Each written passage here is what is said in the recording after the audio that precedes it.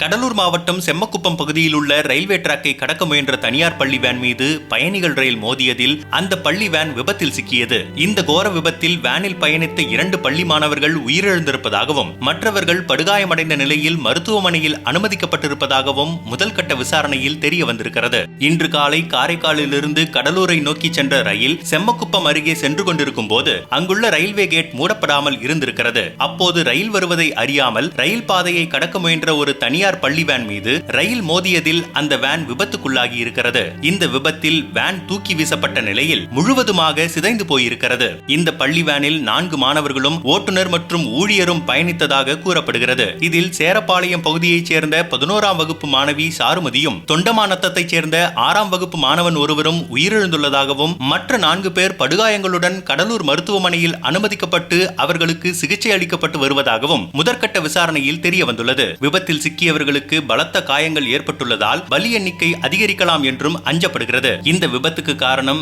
ரயில் வரும் நேரத்தில் ரயில்வே கேட்டை மூடாமல் கேட் கீப்பர் தூங்கிவிட்டதாகவும் கேட் கீப்பரின் அலட்சியத்தால் தான் இந்த விபத்து நடந்ததாகவும் கூறி அந்த பகுதி பொதுமக்கள் அந்த கேட் கீப்பரை கடுமையாக தாக்கியுள்ளனர். கேட் கீப்பரின் அலட்சியத்தால் தான் நடந்ததாக கூறப்படும் இந்த கோர விபத்தில் அப்பாவி பள்ளி மாணவர்கள் பலியானது அந்த பகுதியில் பெரும் சோகத்தை ஏற்படுத்தியுள்ளது.